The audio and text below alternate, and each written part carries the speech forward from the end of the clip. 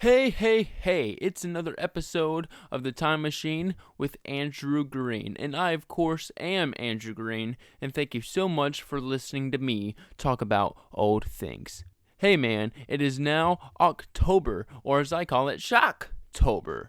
That's right, it is now spooky season, and I wanted to talk more about murders, music, and anything else that is spooky, because it is that time of the season, baby, to get your spook on, to get your freak on. Well, the spooky kind of freaky, if you know what I'm talking about. Today I am once again joined by my good friend Marc Mullen as we talk about the Candyman of Deer Park.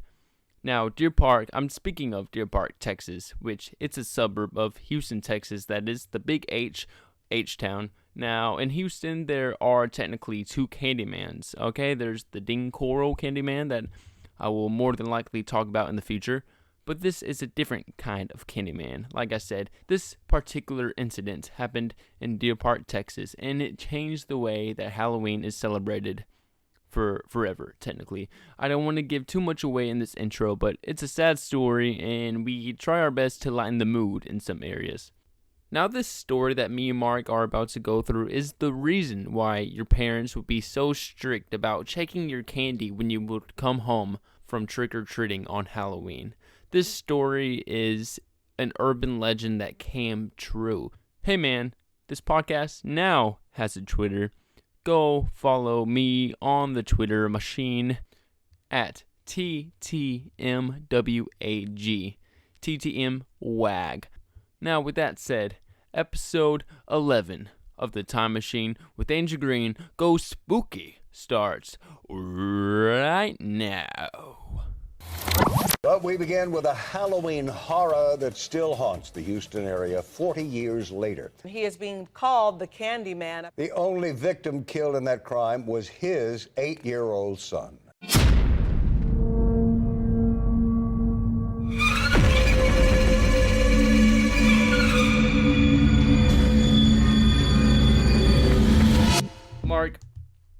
Marky Mark and the Funky Bunch. You're on here with me, The Time Machine with Andrew Green, again, because by the time this episode is released, it will be October, or as I call it, Shocktober. Shocktober, spooky season. Spooky season. So that's when a lot of people, I feel like America culture right now has this whole fetish for, that's a weird word, fetish, but everyone kind of has this fetish for like true crime. Yeah. American crime. There's so many crime podcasts. This topic's probably been covered on a billion, but this is firsthand. We're going firsthand because we know where this thing happened, this incident that we're talking about today. Weird crime, like unusual crime. It's a selfish, stupid crime is what it is, but we'll get down to the wire about it. But American culture has, like I said, this fetish around true crime. For some reason, everyone's just obsessed now with murderers and serial killers, which I get it. I've been fascinated with, I guess, everything like that for a while, like the ghost, adventure, everything, because it just, I don't know, it's kind of spooky. I kind of like, when I'm watching a scary movie, I kind of like have that feeling of being afraid for a minute, you know what I mean? Yeah. We saw It 2 last week. Yeah.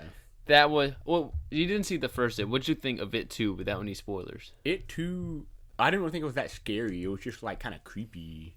It was like, creepy. It was sort of chilling. But agree with me on this. There was more laughs than like. Yeah, it was more like a comical scary. That's how I thought of that's how I thought of the first one. Yeah, like it wasn't like, oh man, I'm gonna have nightmares tonight. It was like, I did have a dream last night that I'm not gonna go into right now, but I'm just gonna say it was like. I had a dream I was watching a scary movie on Netflix, and it was like the third Insidious is what it could have been. It was creepy, though. I'm like, man, this giving me nightmares, but I was dreaming it. So is it a nightmare? If you have a dream of watching a scary movie, is that necessarily a nightmare? Maybe. I'm going to tell you after the podcast, because I don't think it's worth about talking right now. But Mark, we both were born in Houston. Yeah. We both live here in H-Town. H-Town, hold it down. And the big H. In Pasadena, Texas. Yeah. And the DP. And the chemical energy center of the world. Deer Park, Texas. In a burning furnace about to explode. Deer Park, Pasadena, H-Town, the Big H, Texas. Yeah. Now, when I hear about something that happened, like a bigger event or just a celebrity that lived in this area, you're kind of like, oh, like, that person went, like, we went to Deer Park High School, for example. Andy Pettitte, who pitched on the New York Yankees, one of the best left-handed pitchers of all time, in my opinion. He went to Deer Park High School. Yeah, won multiple World Series. Won multiple World Series, also played on the Astros. Miss Universe, I forgot her name. Oh, yeah, Chelsea Smith. Yes, Miss Universe of 1990-something. Yeah. She went to Deer Park High School. Rest her soul. She passed away last year, I believe. Yeah. Ron White, comedian Ron White, up there with Jeff Foxworthy, and there the cable guy, the blue collar. He went to Deer. He talked about Deer Park on Dr. Phil's podcast. Really? He did. He said, I went to Deer. He's like, yeah, think about it. Some people have the tigers or the beast. We had the deer. He's like, I went to Deer, and I also went to the junior high. Their mascot, the Fawns. Think about it. Oh man, I'm so scared. We're gonna play the Fawns next week. And then who else went to? Let's see. Zane Gonzalez, kicker for the Arizona Cardinals. Is he on the Cardinals now? Yeah, he's the kicker for the Arizona Cardinals. Zane Gonzalez. Okay, cool.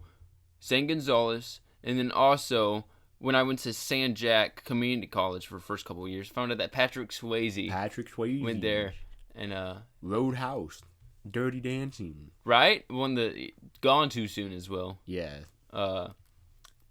And when you hear about things like that, though, like, especially more historical things, like NASA's right down the road from here. Yeah. When you hear something about that, it's like, that's literally something that impacted the world or changed the world.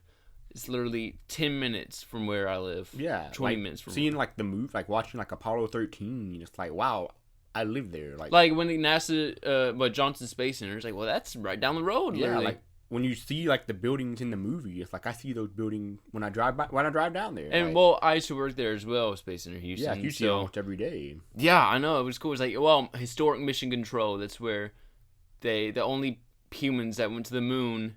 It happened, people. Stop conspiracies. It happened. Yeah. But it's like, well, I see that building every day. That's freaking cool.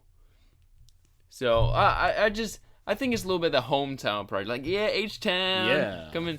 I think anywhere local, when you hear about something historical that happened in your town, that's where it's like, well, I see that stuff every day. I treat it like it's a normal, everyday thing, and it changed the world. So I think that's pretty cool. Can you think of anything else that? Well, we have the San Jacinto Monument, where San Jacinto Monument. Santa Anna surrendered. Yeah, like they had that movie, The Alamo. I don't know if you've ever seen The Alamo.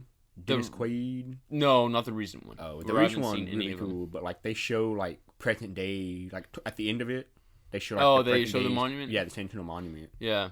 So I was like, that's pretty cool. Like right in our neck of the wood. Yeah. Is there anything else that happened near here that you can think of right now that was the chemical plant explosion? Well, that yeah. Think about it. In downtown, there's a place called Rice University, for example. Oh, yeah, John F. Kennedy's speech. There. Rice Stadium. I went there last year to watch the Houston Cougars You play. did. Then they played the Rice House. Yeah. Let's see. There's the Rice Hotel in downtown. Yes. It was it was part of the whole Roaring Twenties thing. JFK stayed there his very last night. Wow.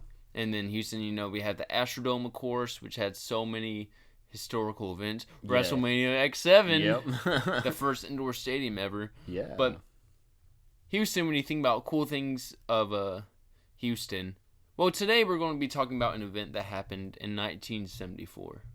Okay, so I'm going to give you a rundown of things that happened in Houston in 1974. First of all, Houston hosted Super Bowl VIII at the Rice Stadium. Right, you have the Dolphins versus the Vikings. The Dolphins won 24-7. Yeah. So it wasn't the best Super Bowl to ever happen, but let's see. I mean, you had... At least it wasn't the worst Super Bowl to ever happen.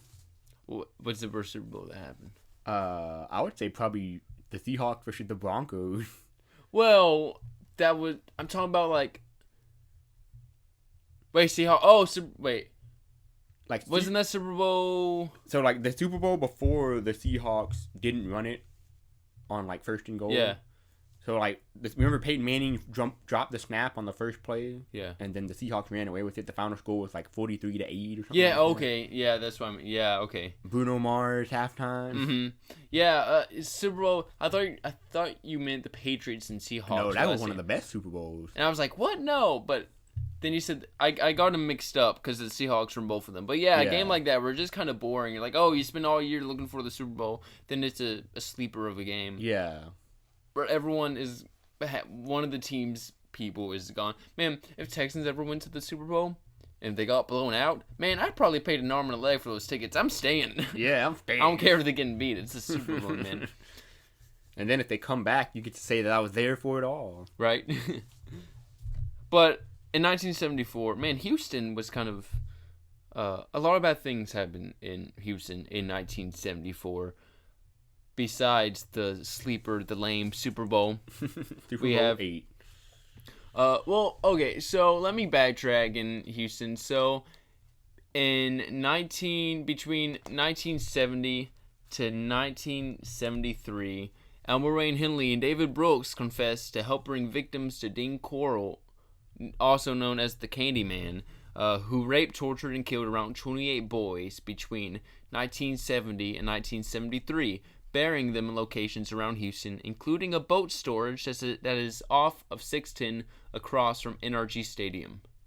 So that kind of tells you that was the biggest, I guess, killing number victim at the time before Ted Bundy, whoever, confessed to all of his murders in the later 70s. Yeah. But that at the time, 28 victims, young boys, that was the most ever. And that was in Houston.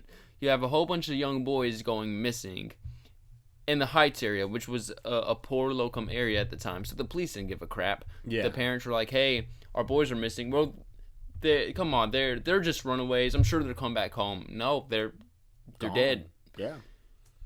So you had the police really not caring about these runaways. In 1974, 2 girls from Dickinson, Texas, Georgia Gear and Brooks Bracewell, went missing on September 6th. Police didn't investigate and labeled them as runaways. See, it's like one of those things where the police don't really care. Yeah. You know, a homicide investigation didn't begin until 1981. They found fragments of their bones and remains of their clothing in an Alvin ditch. No suspects had been prosecuted. So in 1981, 8 years or something, or 7 years until the girls went missing, they didn't even start an investigation. And then when they did, because this was in 1981, they went missing in, 1974. Yeah. So that's 7 years? Yeah, 7 years. Wow. Yeah, they didn't even start. And then they found fragments of their bones and clothing in an Alvin ditch. And then, I mean, it was too late, I guess, and they didn't prosecute anyone, I don't think. Also, starting in 1971 to 2006, more than 30 women have been killed and found a few miles from I-45 South in an area bordering the Calder oil fields and between Leak City and Galveston, Texas, also known as the Texas Killing Fields. Do you know about this, Mark? I do not. Oh, you don't? I've heard of the Texas Killing Field, but I don't know much about the story. Yeah, it's just, I mean, like I said, between 71 to 2006, like about a 30-year span, they just found more than 30 women just buried in this one little area. I think there were several suspects.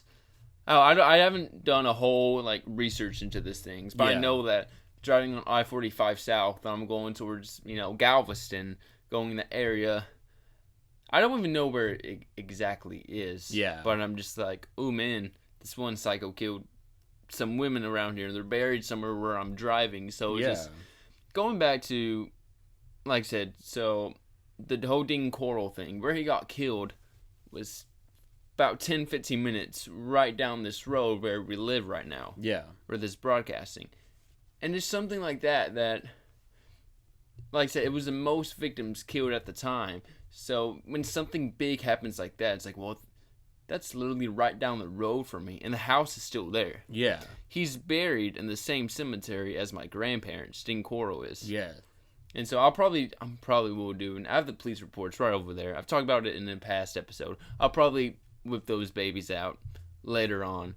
The reason I'm saying all these things that happened right by our house, because the thing that we are talking about today happened in Deer Park, Texas. Yeah. It was. So Halloween, Mark. Like I said, it's spooky season. Spooky season. It's Halloween.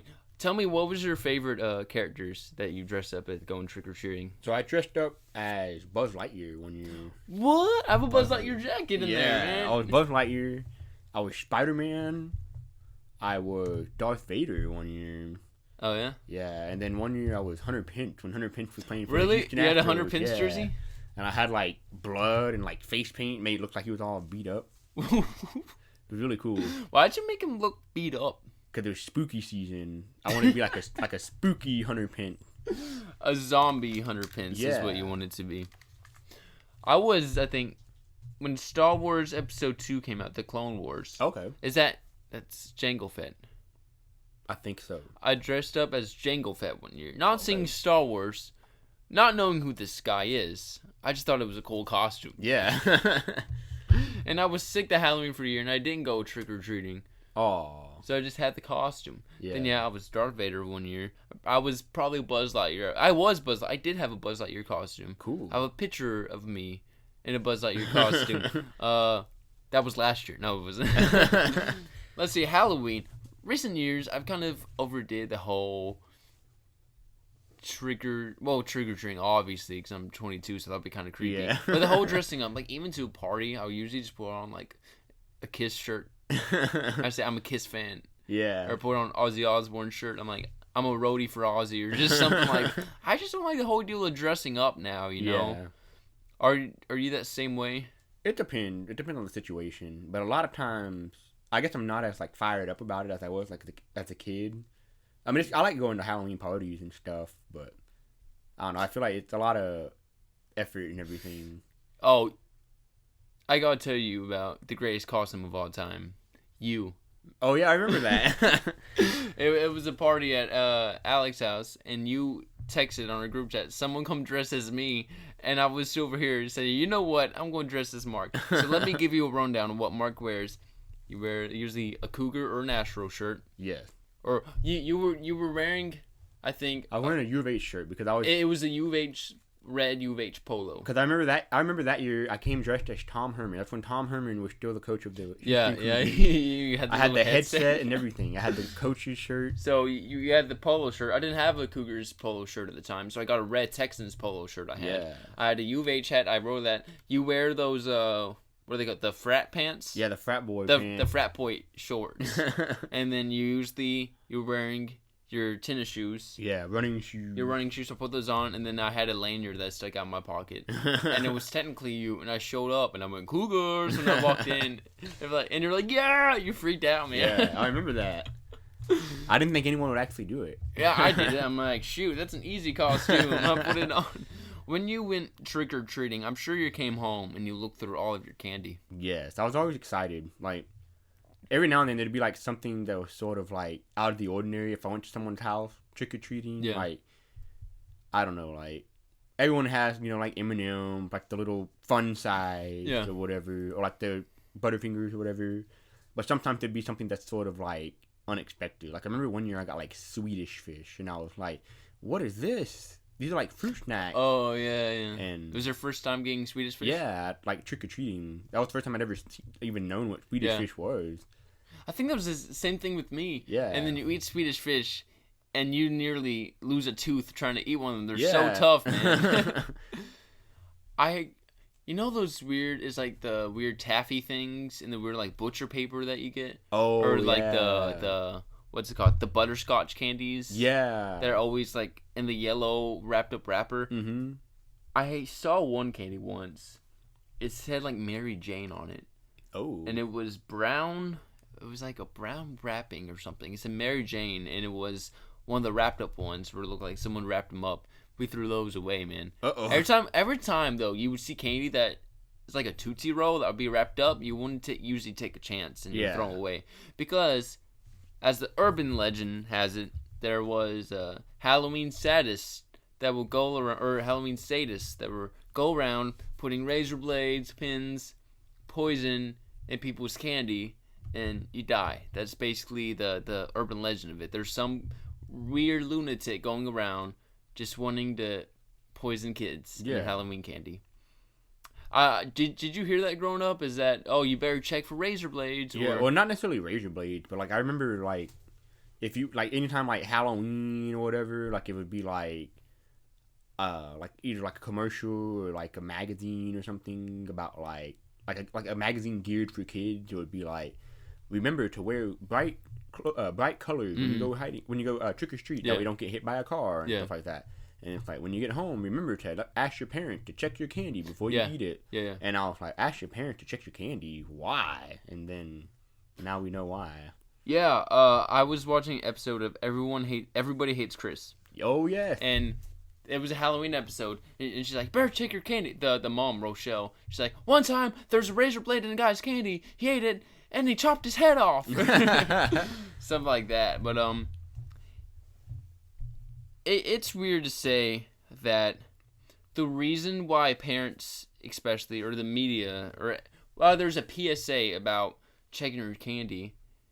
It's weird to say that an incident like that, or the reason why people do that, is because of an incident that happened in a place where we technically drive by every single day. Yeah. Like 2 minutes from my house. Something that changed the whole course of Halloween happened literally 10 minutes from Pasadena, Texas, where we are right now. We're going to get into more. First of all, what's your favorite candy of all time before we go any further? It's hard to pick one, but I'm a big Reese's fan. I love Reese's peanut butter cup. I've been eating peanut butter and chocolate a whole lot lately, man. I love M&M's though. I love the peanut M&M's too. Love M&M's. I also like Skittles. Skittles is hard to beat. I'm a big Skittles fan. Yeah? The red packet of Skittles? Both. Both of what? There's multiple Skittles. Both. I like the red package and the green package. The sour. Okay. The thing about the sour is that they leave the ulcers on my tongue. Oh, yeah. You know what I mean? Those white... I hate it. Yeah. But, as I said, Dean Corll is... first of all, because Dean Corll owned a candy factory. Yeah. So they called him the Candyman. So every time I tell my mom about the Candyman, she's thinking of another Candyman. Yes. Because there's two Candymen from Houston. Yes. We're going to get into it, Mark, shall we? Shall we? Okay. Houston's Candyman, not Dean Corll, the other Candyman. The first Candyman. Has become something of an urban legend, which is there's a lunatic going around poisoning our candy because he wants kids to die. Yeah. That's the urban legend, technically, you know. But to many parents and children, the story of a father... Well, I don't want to get to this yet because I don't want to spoil it. Yeah. Even though you know what it is. But monsters and demons are a common sight on Halloween as children take to the streets for the annual tradition known as trick-or-treat. But in 1974, a real monster walked among them in a disarming disguise. A dad. Uh-oh. Watch out for the dads. Dad alert. The dad bod. Make way. This dad bod is killing. So, what's more scary than goblins? A dad. Yes. Dads can be embarrassing, but not as embarrassing as this dad we're about to talk to today. 40 years have passed since a Halloween night in 1974. It's more like 45 years. Yeah. 45 years. 2019. This was written in 2014. Okay. This article that I'm looking article, at. Yeah. But I got this from multiple sources, so it's just not one article. Wikipedia is one source. Yeah. Just kidding. The reliable Wikipedia. The reliable. You know you're getting the best information. 'Cause there's people all around the world. They can write whatever they want. So you know it's all reliable. Yeah. Right? Everything on the internet's true. So, okay. It was kind of a cold and kind of a misty, damp night, remembers Harold Nassif. I think that's how you say his name. A former Pasadena detective sergeant who investigated the case. Ooh, what are we getting into here? Yeah. Ooh, it's like mystery. Spooky. Dun, dun, dun, dun, dun, dun, dun, dun. You and me. If you don't get the reference, listen to the Bengals episode. We should play that as we're reading this. Yeah. It was a kind of a damp night. Play some No Doubt. Don't speak. Shall we? Shall we? Let me bring it up on my phone. Let's see. I have it right here. I'm not going. Classic song. You ready? It was kind of a cold and kind of a nasty, damp night remembers Harold Nassif, a former Pasadena detective. On a cold Halloween night. Are you spooked? I'm getting spooked. Okay, good. Ronald O'Brien gave Pixi-Sticks to 5 children, including 2 of his own. His 8-year-old son, Timothy. Ask for one first. Oh. Pixi-Stick. That is just because when I said Timothy, your mouth like dropped. That's why I was laughing. Yeah. Timothy. Timothy? Pixi-Sticks. Man, Pixi-Sticks suck. Because like, you literally...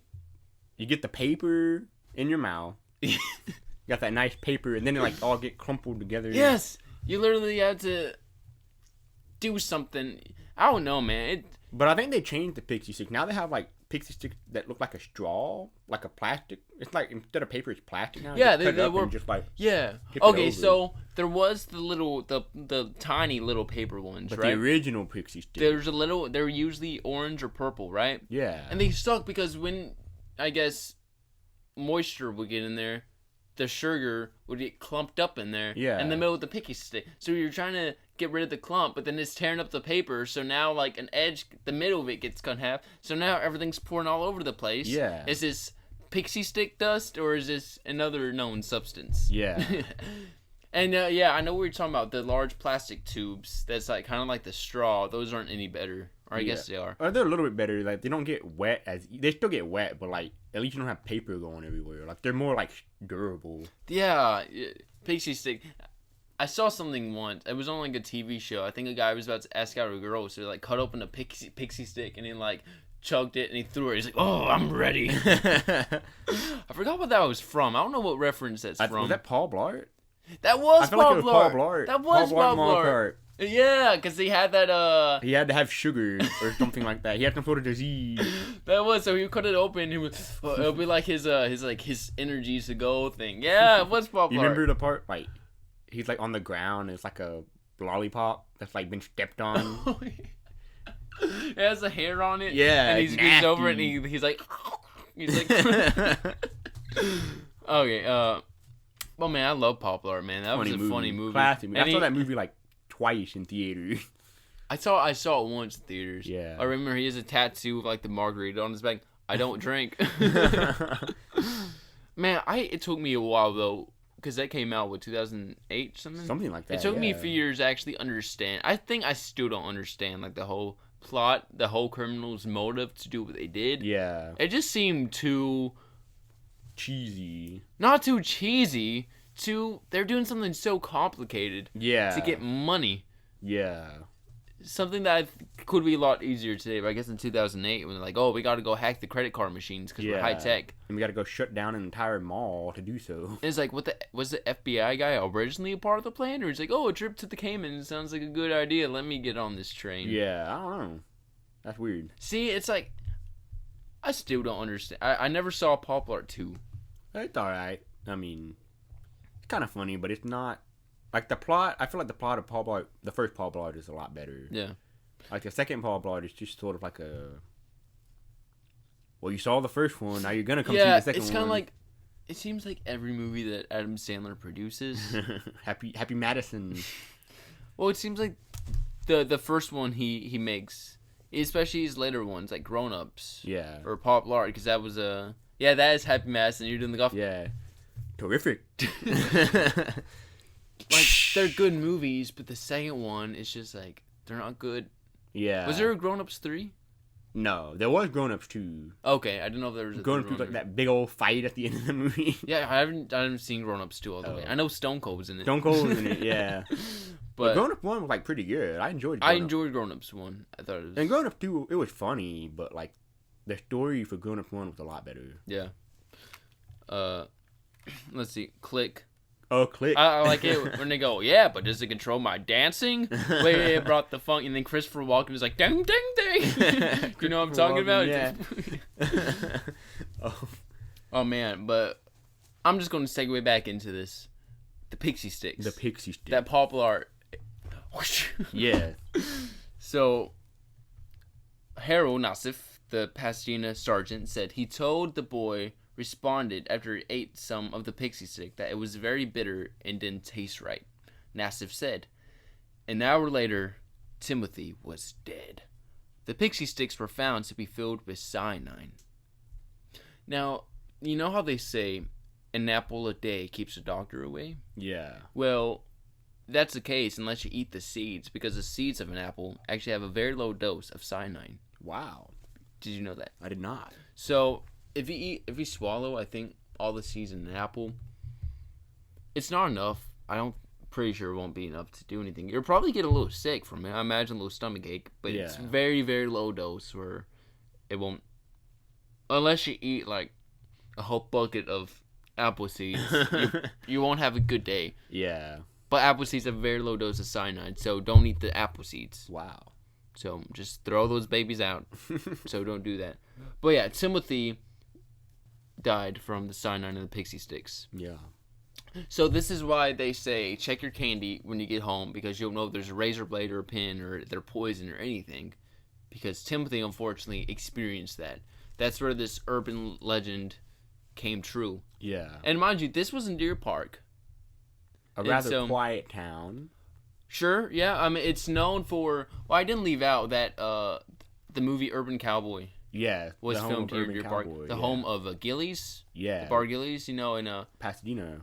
Yeah, off of Spencer. Yep. Urban Cowboy was filmed here in Deer Park, Pasadena. Deer Park. Yeah. That beginning scene of the chemical plants, that's right off 225, not far from you. Yeah.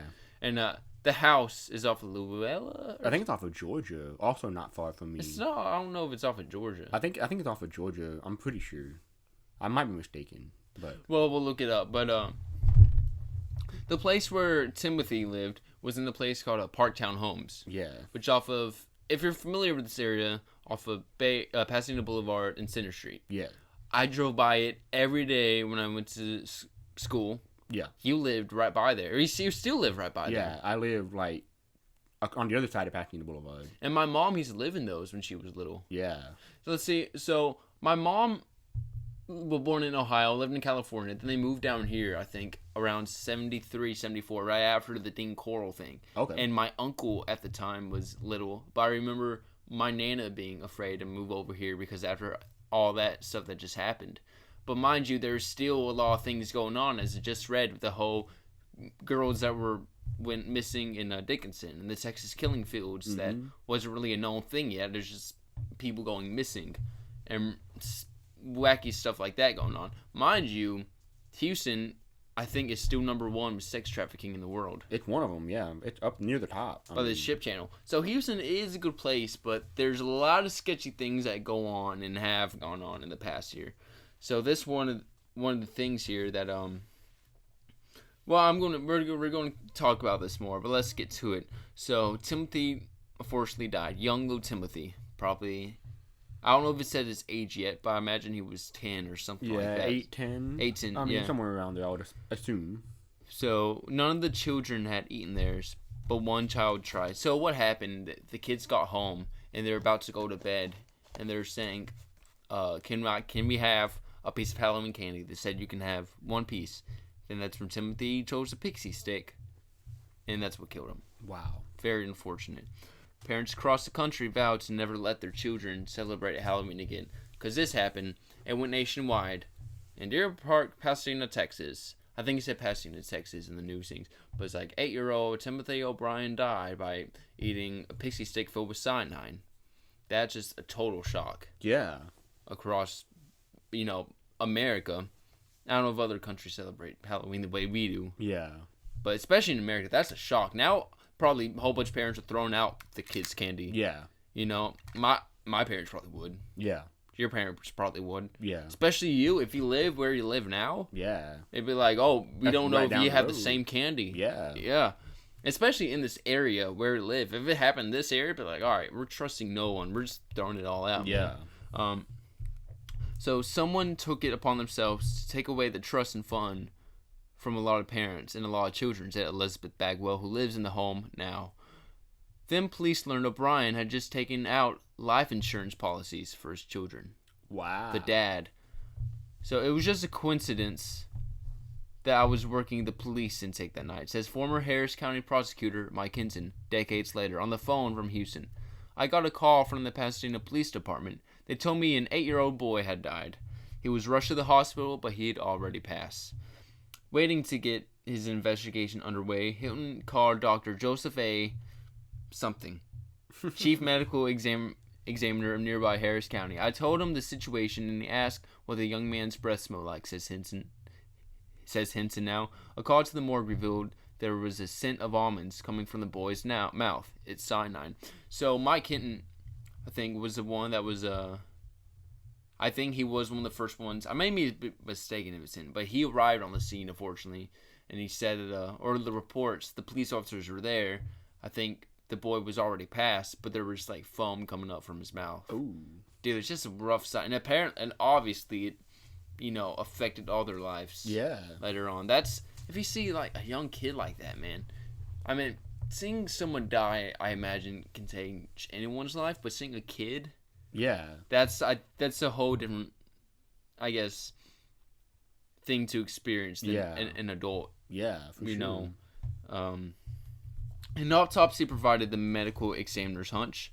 A pathologist said Timothy had consumed enough cyanide to kill 2 people. Wow. Tests later found that the top 2 inches of the Pixi-Stick had been packed with the poison. So I don't know how big a Pixi-Stick is. I imagine it's the little orange and purple ones. Yeah. How I would big? say it's probably about like 4 to 6 inches. 4 to 6 inches? Something like that. Well, 2 inches of that is poison. Wow. He said it tasted bitter. The little kid, I mean, it was a little kid, He's 8-year-old, so probably just chugged the whole thing in one gulp like Paul Blart. Yeah. And then did it, and it's like, whoa, that doesn't taste right. Obviously now, there's a rule that I learned from Bear Grylls. If it tastes foul, spit it out. Yeah. Because, he was eating like a bug or something. He's like, hey, bug, a stink bug or something. Yeah. But if it tastes foul, spit it out. But if you're an 8-year-old kid, I guess you don't really know better. Yeah.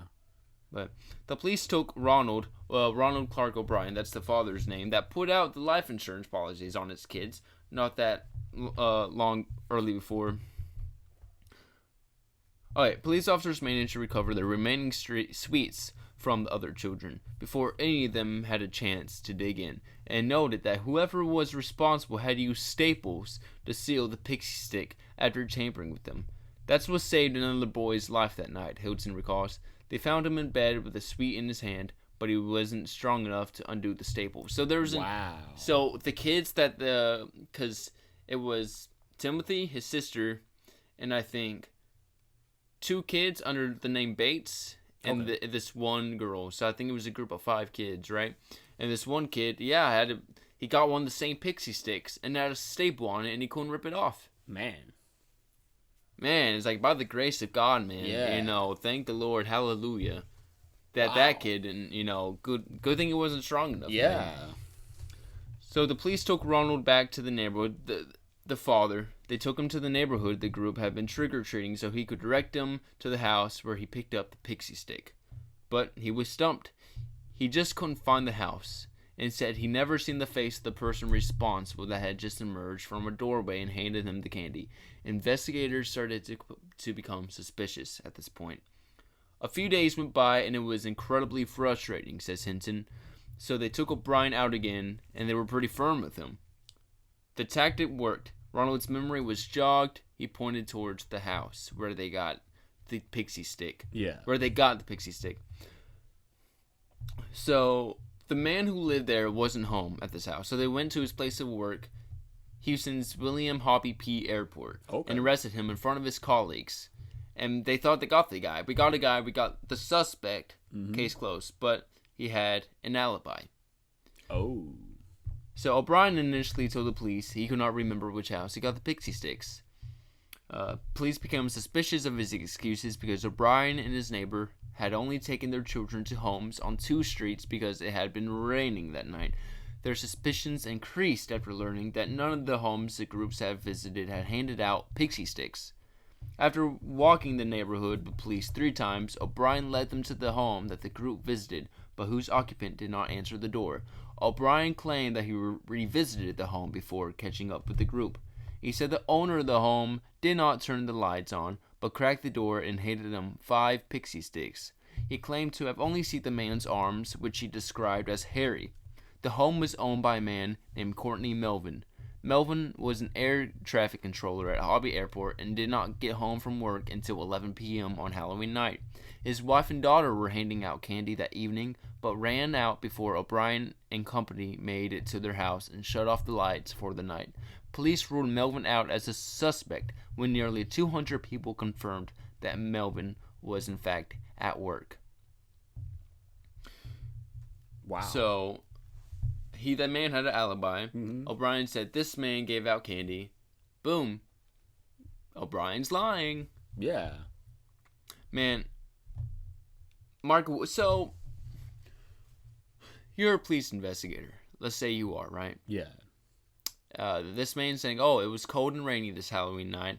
I got the Pixi-Sticks from this person's house. All right, you go to Willing People Hobby Airport, arrest the man, then find out he wasn't home at all that night until 11 o'clock before his wife and daughter stopped handing out candy. What do you think at this point if you're an investigator? I just think that there's a lot of missing pieces, I would say, for sure, at that point. But I feel like if he's not home, someone else had to have done it. I mean, unless the only thing I'm thinking is like... Well, and then you talk to the wife and daughter, they weren't even handing out candy by the time Ronald and his kid, before the O'Briens even showed up. Yeah. So by this point, you're like, well, this guy's lying to us. Yeah, for sure. This guy hasn't... Okay, let's talk about Houston real quick. Have you ever been to around the Hobby Airport area? A little. Have you ever been to the George Bush Intercontinental Airport? No. Okay. Hobby Airport is between where we are, Pasadena, and Houston. It's in between there. The area surrounding Houston, some of it is pretty rough. Some of it's very old and hasn't been kept up very well. So if you're visiting Houston, if you land in Hobby, you're going to be like, oh Lord, this isn't a good side of town. But if you land at George Bush, which is about 45 minutes away, no traffic, way on the opposite side of Houston, like, whoa, Houston's a very nice city. Yeah. You get two totally different, but back in the 70s, it was probably pretty nice. Yeah. George Bush is newer. It's like, oh, it's a nice airport. I don't know if it's newer, but it looks a lot nicer. Yeah. It's a lot bigger, too. Yeah. So when they... Okay, so the police at this point said, this only magnified my suspicions, said Hilton. I also heard O'Brien was angry at his relatives for not staying up the night of Timothy's funeral, which was odd. At Timothy's funeral, Ronald, not Ronnie. Yeah, Ronald. I don't know if they call him Ronnie. Hey, Ronnie. Ronald, it transpires, had written a song about Jesus and Timothy joining the Lord in heaven, and had grown agitated when his grieving family wouldn't stay up late to watch a recording of his performance being broadcasted on television. Wow. Well, I think one more thing, so this is more about the magnitude of this event. The fact that they had the funeral on TV. Yeah. Like in today's day, the only time they ever have funerals on TV is like if a president or first lady. Yeah. And very, like, maybe a super, extremely, extremely, extremely famous celebrity like Michael Jackson or someone like that. Yeah, the Jackson funeral. Yeah, but like, this is like, it's just an unknown kid until this event happened. Yeah. That just shows how the magnitude of this event. Oh, definitely. Hands down. And like we said, being on TV, and the reason I brought the Office thing is because Ronald O'Brien was singing a song about Jesus, and it was on TV.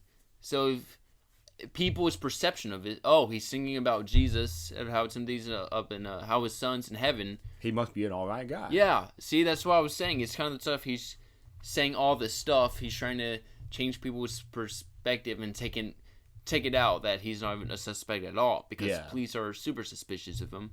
And like I said, he was getting mad at his family for not watching his quote-unquote performance on TV. Yeah. And as you said, it was on TV. This shows the magnitude of how, I guess, I don't want to say groundbreaking, but how, like, the severity of this event. Oh, yeah, better word for it. So soon after, while he was teaching a class at the Pasadena Police Academy, detectives arrived at Hinson's door. They had discovered that Ronald had recently taken out life insurance policies on both of his children, $10,000 per child in January of that year, and a further $20,000 on each a month before Halloween. Investigators already knew Ronald owed debts of over $100,000 in 1974, so that money is more than it is today. Yeah. So when they found out, he called his insurers to ask about the payout at 9 a.m. the morning after Timothy's... Okay, I'm going to read this again. So when they found out, he called his insurers to ask about the payout at 9 a.m. the morning after Timothy's death. It was clear the case against him was beginning to come together. Yeah. He calls 9 a.m. right after the insurance offices have opened. Yeah. The night after his son's death to call about the payouts. Yeah. For the insurance policies he just cashed. Like most people, if it would have really been like an unexpected death, which I mean it was, but like for him, he knew it was going to happen. Okay. If you're not a suspect of this, if you're a regular parent, yeah, who lives, you would be mourning for a little bit before you call the insurance company asking. Like I would say like worst case scenario, at least after the funeral was when you even think about calling the insurance about the money and the payouts and everything. Not the day after. Yeah. Well, for Ronald, his case was like it was still an urban myth that there's a Halloween sadist poisoning kids' candies.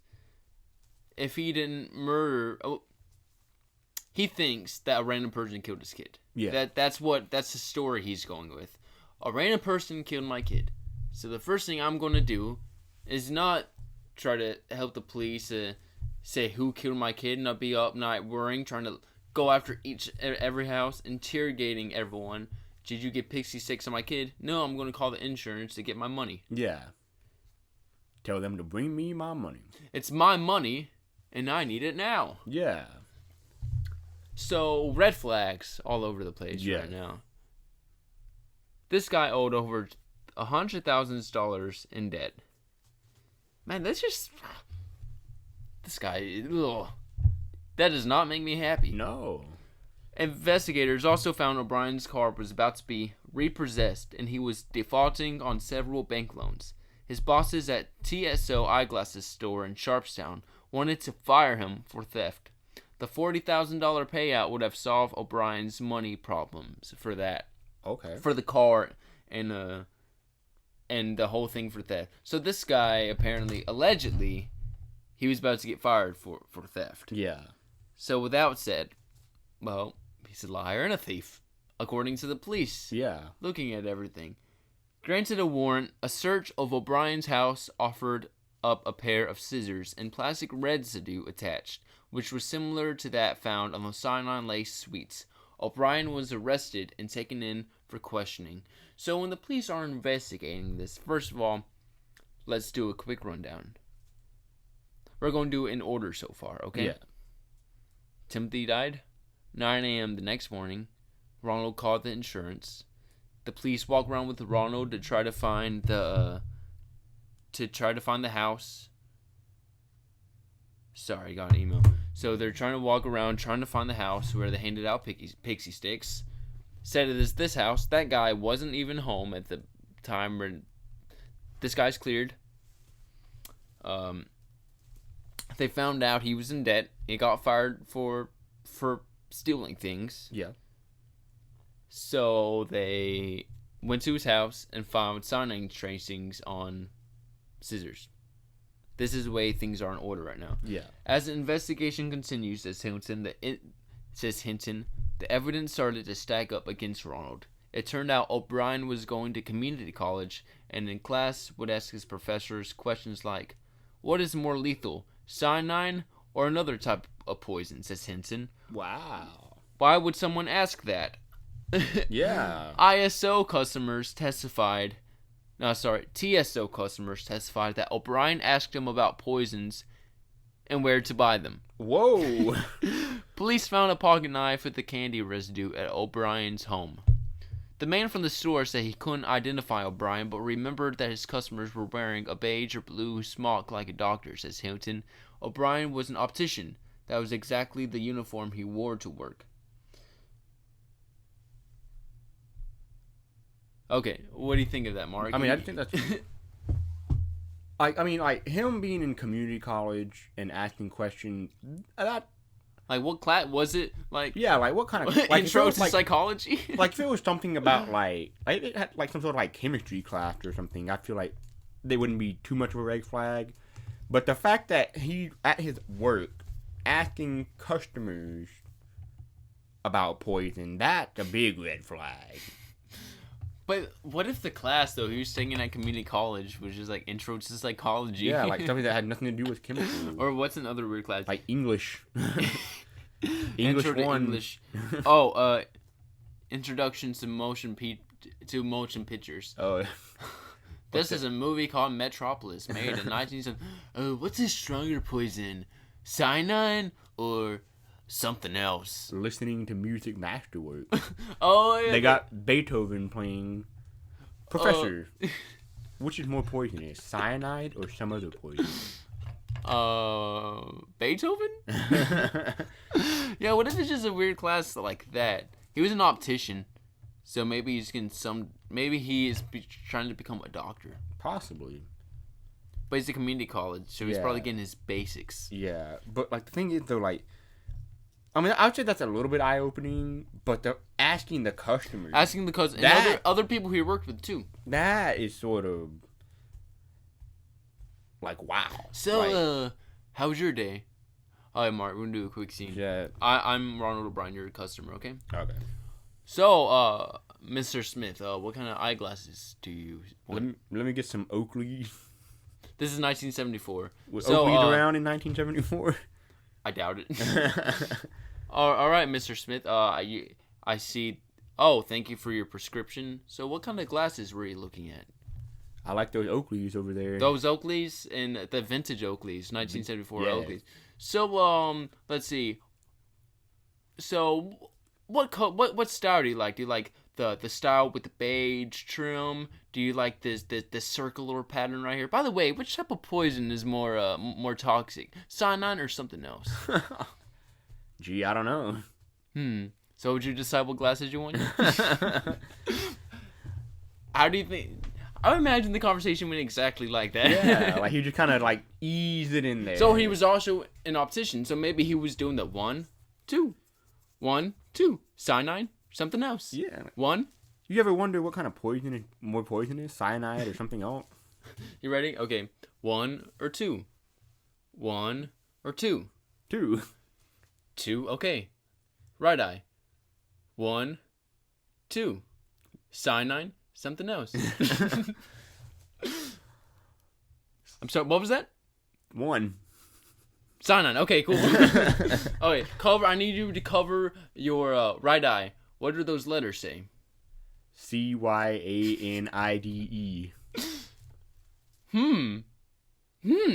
Interesting. Man, this guy was stupid. Man. Like, but like, what were the customers thinking? Like, why is this guy why is my Okay, I'm gonna be the optometrist- customer. Now you be O'Brien. Alright. So as you can see, you have an astigmatism in your left eye. Oh, man. Yeah. What's astigmatism? It's where, like, your eyes aren't exactly lined up. Like, one eye is better than the other. Oh, it's the shape of like a football, isn't it? Kind of. So, what kind of poison is more poisonous, you think? Cyanide or something else? Boy, what is wrong with you? Yeah, it's like, so, man, I wonder if I've ever had a weird question like that. Or a weird conversation. We were just talking about something. I feel like I've had a weird conversation. And then a weird thing just comes up out of the blue. Not exactly about poison and which one would be more dangerous. I feel like I've had something weird. I've had a conversation at Academy once. It was with a coworker of mine. Shout out to Derek, D-Money. D-Money. We had a conversation once. Like, what would be the worst way to die? Ooh. I think I've come to getting skinned alive would suck. Yeah. We went through everything. Or I thought of every way you could possibly die. The worst way. Obviously getting pulled apart. Yeah. Like in Night of the Museum. Boonana! Genghis Khan. Getting pulled apart wouldn't be good. Decapitated. What when you're decapitated? That's like a second. Yeah. That's the thing, like, yeah, decapitated sounds bad and all, and it is. But, like, I feel like... That's quick. Yeah, like, you would feel the pain and then, doop, you're dead. Unless you get... Versus, like, being skinned, it's like, ah! And then, like, it's going on for, like, 30 minutes. Oh, my gosh. Dude, I was watching The Walking Dead last week. That's probably why I've been having these weird nightmare dreams. But there's an episode in season 9. It's on Netflix. But there's one lady was killing this other lady. Ooh. Out in the... I didn't even tell you how yet. Ooh. They were in the woods, and she got one of those, she got a really strong cable, and she put it around the girl's neck. And I thought she was strangling this girl. But then all of a sudden, she was cutting through the girl's neck, and her head fell off. Ooh. Oh, there's this other movie called Hereditary. I've heard of it. I haven't seen it, but I've heard of it. Okay. Well, I'm not going to tell you what part of the movie this was, but this one lady was levitating, and then I'm getting chills. She had one of those cable cutter. I don't know. Yeah. It's just a really strong cable, but she just starts sawing her neck. Ooh. And it starts showing her going really fast. Oh man, it's creepy. And then it shows something else, but you just hear the sawing in the background, like, ooh, and then all of a sudden, and her head just falls off. Wow. Oh, that would really suck because you had to saw through the bone, man. But yeah, probably. But what if someone came up to you and be like, "So how's the game? What's the worst way to get killed? Yeah. How would you kill someone? If you're on death row, Mark, what would be your last meal?" Here's the thing. If I was on death row, are you ready for this? Sure. My last meal would be an all-you-can-eat buffet. That way I could continue eating and prolong it as long as possible. Hey, that's a good idea. Like, or let's say endless shrimp from Red Lobster. Bottomless fries. Bottomless fries from Red Robin. It's like unlimited salad and breadsticks from Olive Garden. Yeah. Okay, so it's like the all-you-can-eat wings. All-you-can-eat wings. Alright, so bottomless wings. You're in the wings. It's like, man, you've been eating the wings. Aren't you fool? I haven't found the bottom yet. Yeah. I haven't found the end. I haven't found the endless salad. I'm not done yet. I'm not done yet. He's been in there for 5 days. You've been eating wings for 5 years. When are you going to stop? What? You need to stop. What? Am I going to blow up? No, it'll go to your thighs, and then you'll blow up. Oh, classic. Krabby Patty. That's Squidward's mouth. That's the one little particle of meat. You like Krabby Patties, don't you? You like Krabby Patties, don't you, Squidward? Henson remembers the case vividly. Vividly, Mark. I mean, I feel like it's probably the biggest case of his career. Or one of them, at least. Like, I don't know if he had anything to do with the Ding Coral thing. Yeah. That's the thing. If he did, I would say like a top 2 or top 3 for sure. Oh, yeah. If he's a district attorney in Harris County, he's dealt with a whole bunch of things. But this is probably at the top of the list. Yeah. In the decades that have passed, his memories have remained sharp. O'Brien adored the attention, he says. I think he even loved it during his trial.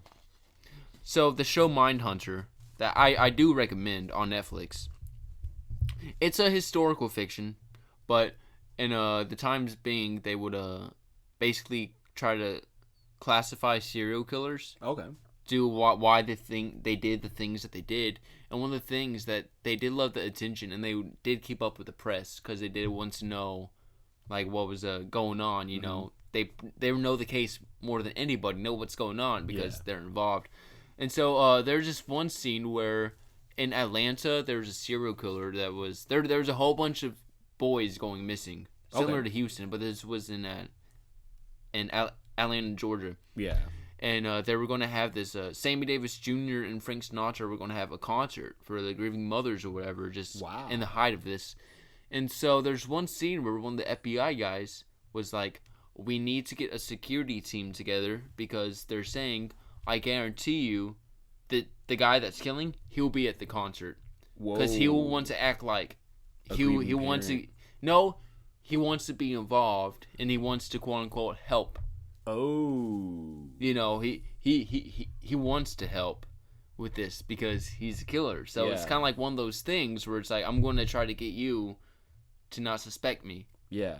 You know, but in a case like this, though, it's kind of like where this guy, he wrote a song. He sang about Jesus, how his son's in heaven. And he got mad about his family not watching him singing that was on TV. Yeah. And now he's saying he kind of adores the attention. You know, it's like O'Brien's sister-in-law. Well, this was this was during the trial because, like I said, they suspect him. They have all this stuff lined out. They found evidence of cyanide in his house on the thing, so he's in trial.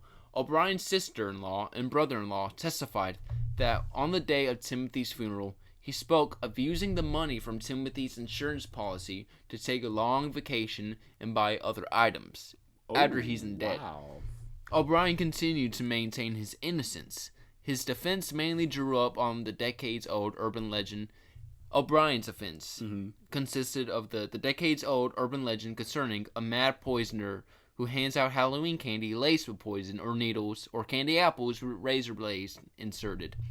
These stories have persisted despite the fact that there are no documented instances or strangers poisoning Halloween candy. Wow. So that myth's kind of always been around to check your candy, right? Mm-hmm. This was his defense. Oh, there's a mad poisoner on the loose. He's a Halloween sadist that wants to poison kids, that wants to kill kids. This was his defense. Wow. But mind you, there's no records or documents stating anyone's ever been injured or killed from contaminated Halloween candy. Yeah. Right? Ronald entered a not guilty plea, which his defense blaming on the tainted candy on some boogeyman, a sick individual using the cover of Halloween to poison unsuspecting children, just a mad psycho. Yeah. But friends, family, and co-workers all testified against the man. The press was now calling the Candyman. On June 3rd, 1975, it just took, so this is, October, November, December, January, February, March, April, May, June, 8 months. 8 months. After the murder. It took just 46 minutes for a jury to return a guilty verdict for one charge of capital murder and 4 counts of attempted murder, because there was the other 4 kids, including Timothy's sister, that they were with, and they each had a Pixi-Stick that were all stapled with cyanide. Yeah. Imagine, man, like I said, that one kid didn't even have the strength to take off one because of the staples. Yeah. If that kid had taken it, he would have been dead. Mm-hmm. Think about it. O'Brien's daughter, if she wanted a Pixi-Stick too, like her brother, she would have been dead. Yeah. Think about that, man. An hour later, it was decided. It didn't even take an hour. Yeah. Sometimes if people are deciding things, especially murders, the OJ one took. Well, no, the OJ one didn't take a long time. People were surprised how quickly it took for them to come up with a verdict. It took 46 minutes for a verdict for them to come up with one. I know sometimes it can take days for a verdict, man. Just going through all the evidence. Mm-hmm. But it took 46 minutes because of all the evidence. This guy was an idiot. Yeah. And did things the stupidest way possible. What glasses you like? Oh, cyanide, great. Yeah. He's an idiot. Like, I also wonder this, like, so, you know, they said that the son wanted the Pixi-Stick. I wonder if maybe if Ronald encouraged Timothy with, like, maybe you should have the Pixi-Stick instead of the M&Ms or something like that. I thought about that too. I don't think that's really clear. Because, like, I mean, you wouldn't know unless you were there, of course. But, like, I just wonder if maybe he sort of, like, I've thought about that too. Persuaded him, like, here, son, maybe you should have this Pixi-Stick instead of these Skittles or whatever. I thought about that too, because like I said, the next day he had it planned out, right? That's what I wonder. So I really don't know, because I don't think, obviously he's not gonna say anything because he's not gonna say I told him to get the Pixi-Stick. I think the mother told him no, but O'Brien was like, have some candy. Yeah. So I don't know if it's ever clear whether he encouraged. I imagine he did, because he was a sick individual, depending just on everything that happened, all the evidence, this guy was a sick individual. So more than likely, I'm going to say he did encourage. Would you agree? I would agree. I mean, that's what I'm thinking. From what I'm seeing, the fact that, like, I mean, it was late at night. I mean, let's just say that it was like 11 p.m. Yeah. We'll just say it was 11 p.m. when the kid eats the Pixi-Stick. Not even 12 hours later is when he calls. Yeah. I feel like he knew he had the plan. All right, I'm gonna get one of my kids to eat or both to eat the Pixi-Stick tonight. That way I can call the insurance in the morning. Mm-hmm. I feel like he had to have. Yeah. I mean, maybe his son's favorite candy was Pixi-Stick. There's a possibility that his son did it on his own. Yeah. But I feel like Ronald encouraged the son to pick the Pixi-Stick as the candy that he wanted to eat that night. I think so. It's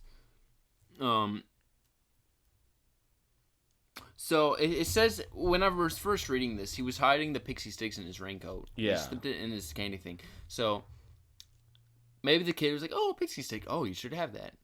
Maybe something like that. Yeah. Thing about this though, if the daughter, like I said earlier, if the daughter had it, she would be dead too. Yeah.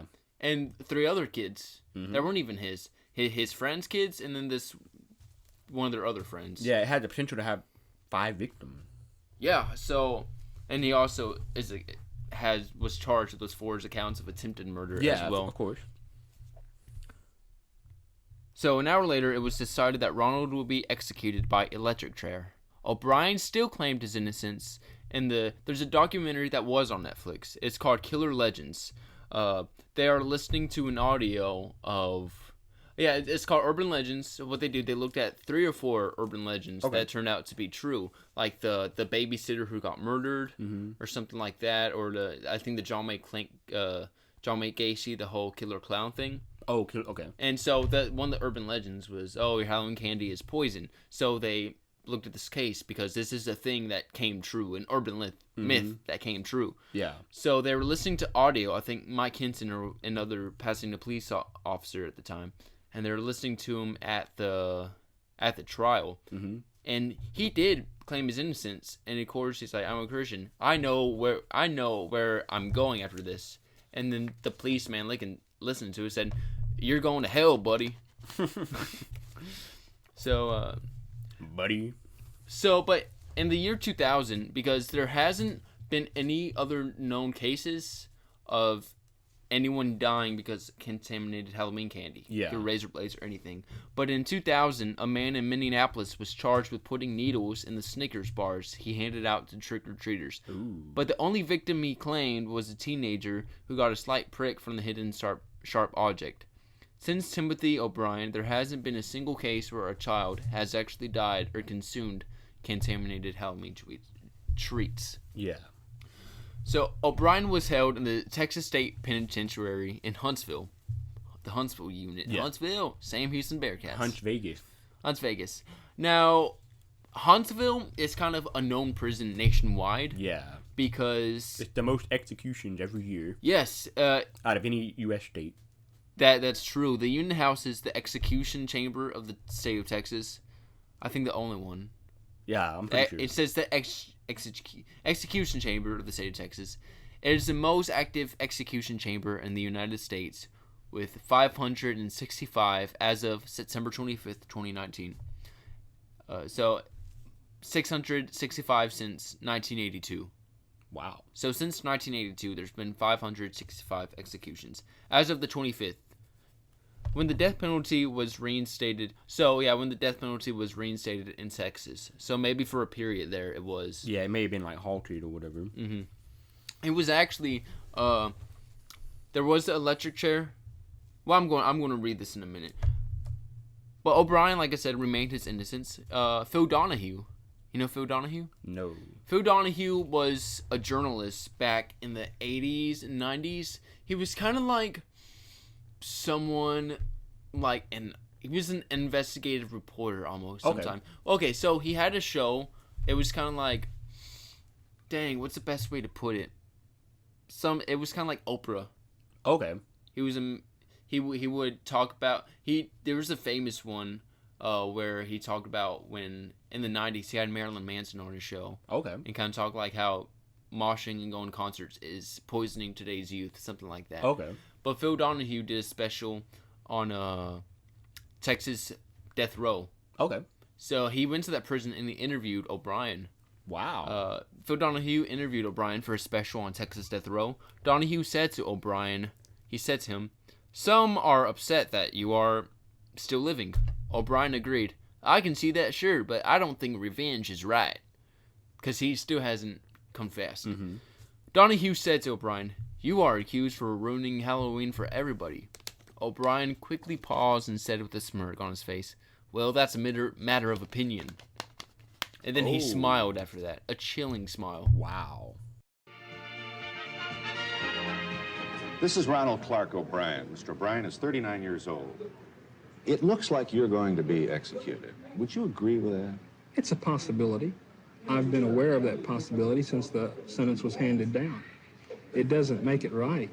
It's fair to say that nobody gets any joy out of executing anybody, but it is also clear that most Americans want to get on with this. They are upset that you're alive.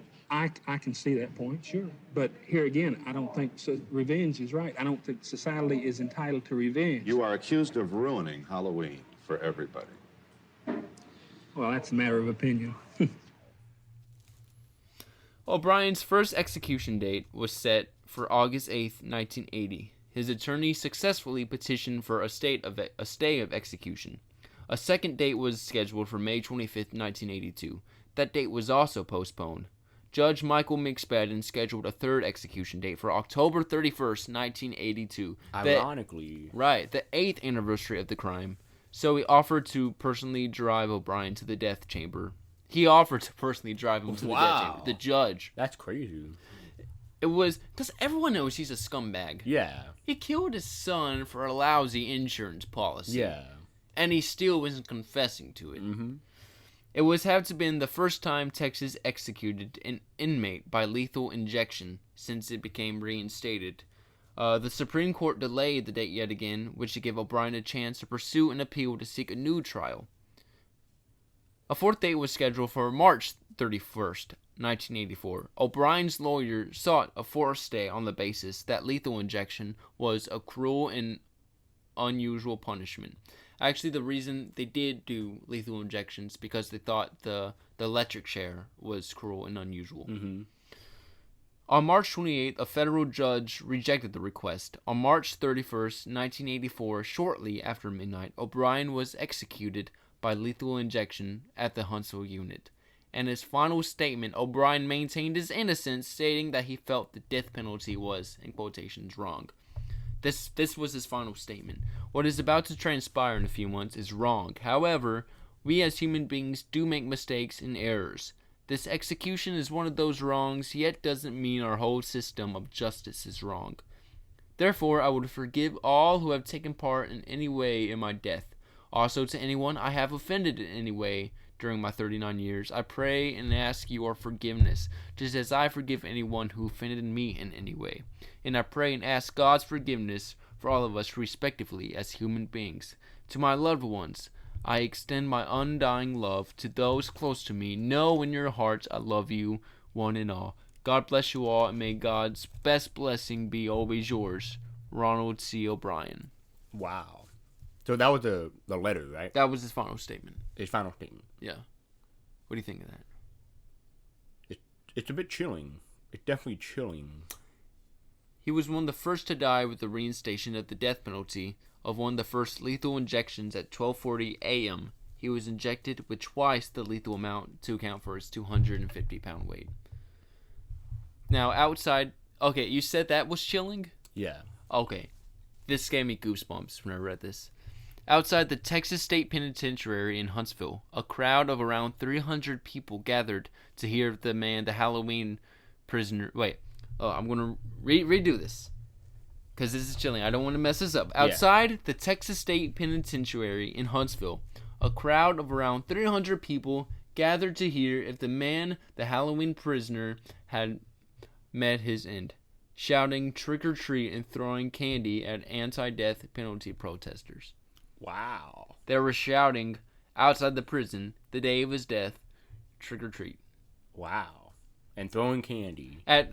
So there's anti-death penalty protesters because there's protests everywhere. That's especially for the death penalty. There's groups for both sides. A lot of people are for it. A lot of people are against it. Definitely. For their own political, personal reasons, and that's okay. That's fine. Yeah. But it's just that they're saying trick or treat when he's dying, man. Yeah. Okay, so he never confessed, but yet in his final statement, he asked for forgiveness. Yeah. That's kind of where it is chilling, because it's like, so are you confessing? Yeah, because, like, I feel like if he wasn't guilty, he wouldn't, or if he said that he keeps saying that he's not guilty, he wouldn't be asking for forgiveness. That's what I'm saying. I feel like that's his way of, like, confessing without actually confessing. Mm-hmm. Because if he really didn't do anything, if he really didn't do it, which we all know he did, but let's say that hypothetically he didn't, I feel like he wouldn't be asking for forgiveness because there'd be nothing for him to be forgiven of. You see what I'm saying? Yeah. It's like, I mean, if you're looking at a religious sense, I'm not going to base judgment on this guy, even though he's a scumbag, but he never fully repented publicly to anyone. He never confessed publicly to anyone. So, and it's obvious he did it. Yeah. You know, with all the evidence found in the cyanide and thing, just the way he acted.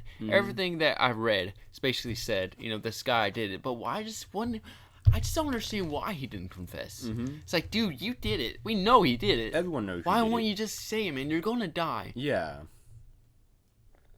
But instead, he asked for forgiveness when he didn't admit to anything. Yeah, that's odd. It is odd.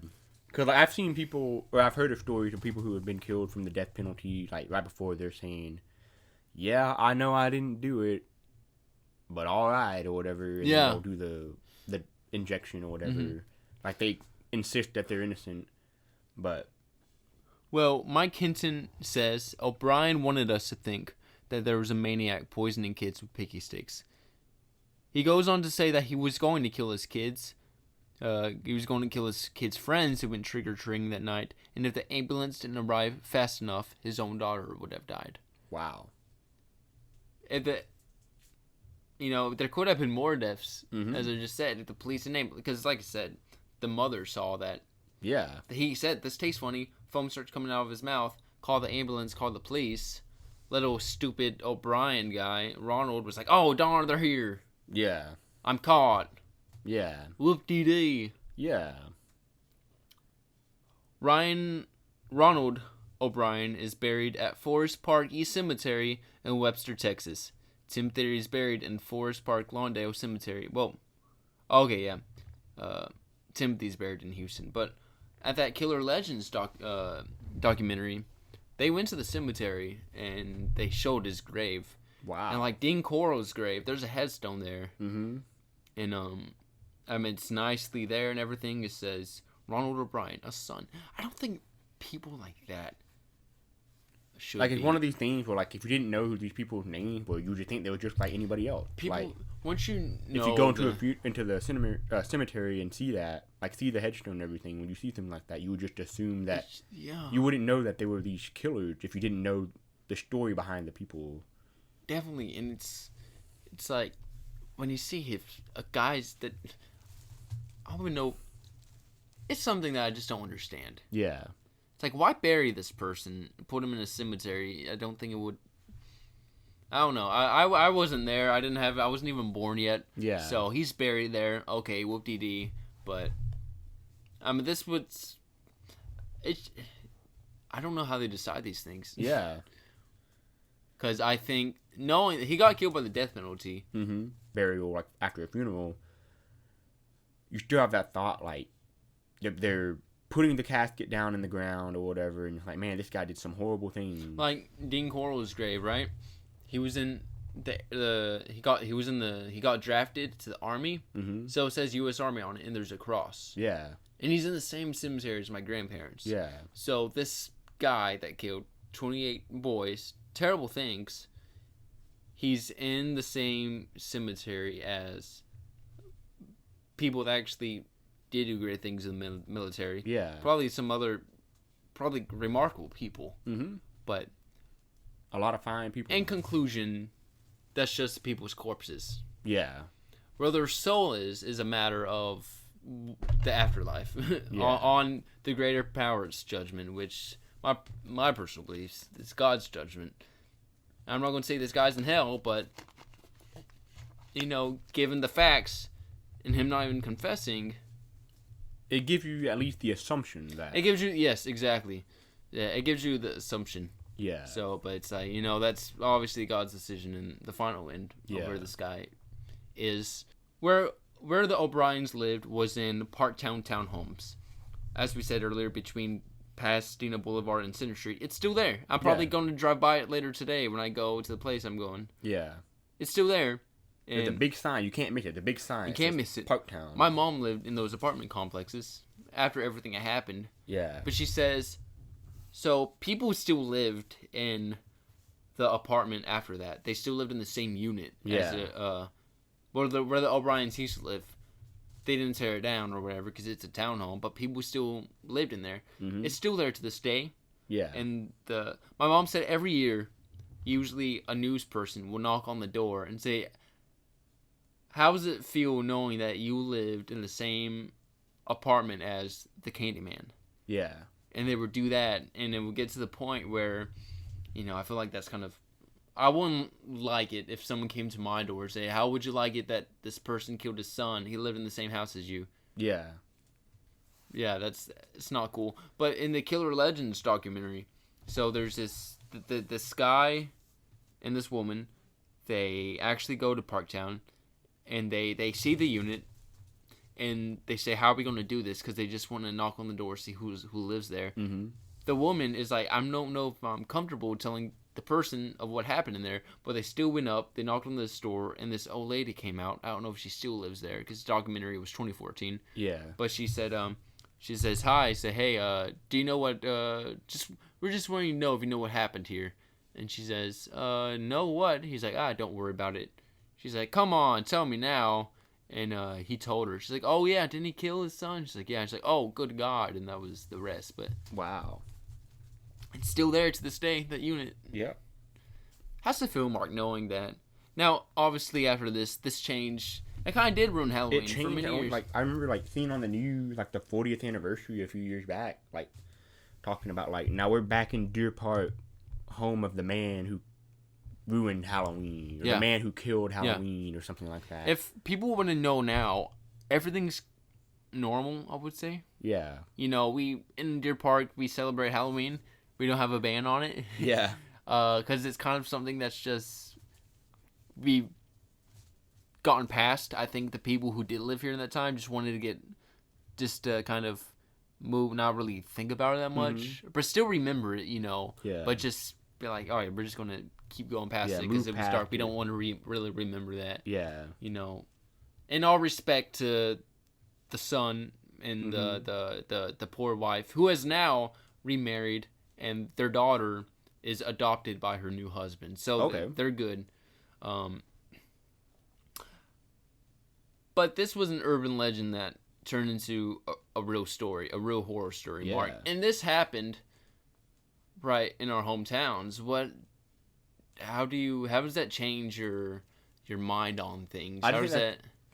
Because there's a lot of crime in Pasadena for sure, but in Deer Park, there's not really a whole lot of crime and nothing. If there is crime, nothing too bad. Yeah, nothing too national news. But this right here, just the fact that so close to home, literally right a couple neighborhoods away from my neighborhood. Mm-hmm.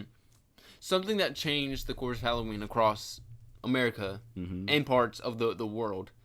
Yeah. And it happened not far from us. Right in our neck of the wood. I think it's just more, I guess. Like I remember, like a lot of people that I went to elementary school and junior high lived. Yeah. There's a number of people that I went to. They lived in Parktown. Yeah, lived in Parktown. Or high school. Like there's a lot. I know there's a lot of kids that still live there. Like, in the fact that I don't know. I just think that it's intriguing that something so monumental like that, like literally changed Halloween forever. Yeah. Happened right and here. I drive by it every day. Yeah. It's just one of those things where it's just, you don't notice it.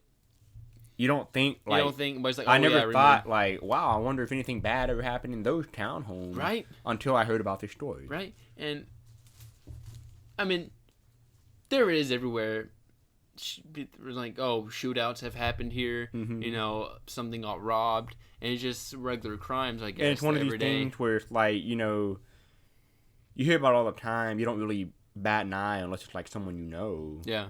But this right here is like, man, this guy poisoned his son on Halloween. Like the thing that people were worried about for years. Yeah, actually happened. And it wasn't a thing where it wasn't a creepy guy trying to kill people. It was a guy who poisoned his son and tried to poison his daughter and 3 other kids for a life insurance policy. So it was just... Very unfortunate. Yeah. I mean, it's one of these things. It's not one of these, like, oh, did you hear about on the news where this happened? It's like, it's one of these things where you'll hear about it for weeks or months when it happened, at least.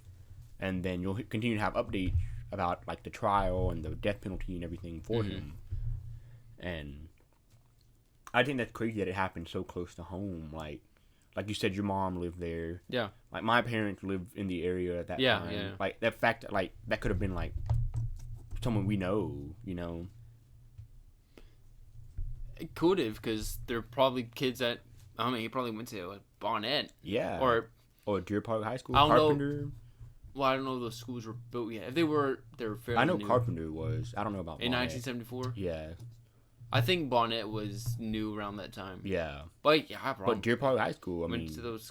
Well, they were 10. 8. Well, he was 8. Yeah. So he wasn't in high school. Yeah, he was smart. But no, I'm just saying, like, people who lived in that area, like, it could have been one of them. Oh, hands down. Yeah. Like, it could have been, like, one of those kids. Like, if we would have been alive at that time, it could have been someone we knew. Like, yeah. If we were in school. Yeah. Well, especially if you're, he was part of a church, so there was a lot of church people that went to the funeral. So it could have been, it could have been a kid I knew, Yeah. A kid that goes to my church, yeah. Yep. So, I mean, especially if you're 8, you probably wouldn't understand what exactly happened. Mm-hmm. But, like I said, if you were, like, a person around our age, and then if you did know this kid through church, or through one of your parents, or especially school. Probably one of your mom or your dad, who have known the kid, because your parents work in the school system. Yeah. And so, it's just like, wow. Yeah. So, but fortunately, like I said, there have been no other incidences. Yeah. And that, hopefully there won't be. Yeah. By the time when we wrap up here, there's just a guy on that Killer Legends documentary. He was a professor of sociology. Okay. University of Maryland, and he was saying that he doesn't believe there really is a killer out there trying to kill kids with candy. Mm-hmm. He says most of the time it could be just a prank of kids getting candy and putting a pin in it because they're easy to access, a little knitting pin. Say, oh, look, Mom, I found this in my candy bar. Well, now they have the attention of their parents. Yeah. And possibly the police and press. And now it's on the news. Now it's on the news, and that kid's getting attention, or that family's getting attention. Like, a boy got a Snickers bar with a... let's go talk to the parents. With a razor blade. He ate it, and it cut his head off. Yeah, like... But... The goal of this podcast is to check your Halloween candy. Yeah. And to maybe change your perspective on why we do so. Yeah, definitely. And also, if you live in the Deer Park area or Houston area and didn't know that, well, the reason why you do is because of something that happened in your neck of the woods. Yeah, especially if you live in Parktown. Especially if you live... Yeah, that's a big eye-opener there. If you live in France, now you know what happened over here in the 70s. Shout out to Paris. Shout out to Paris. Shout out to the city of France. Yeah. City of Paris, France. We love you guys. Mark, anything you want to add off, man, as we head off? You got to go do something. I got to go do something. Yeah, we'll wrap this baby up. I appreciate having me on here, man. It's always a good time. You appreciate you having you on here? No, I appreciate you having me on here. It sounded like you said I appreciate me having me on here. Well, you're welcome, Mark. Hey, buddy. Thanks for chatting me up about this. Yes. Thank me for chatting you up about this. Yes.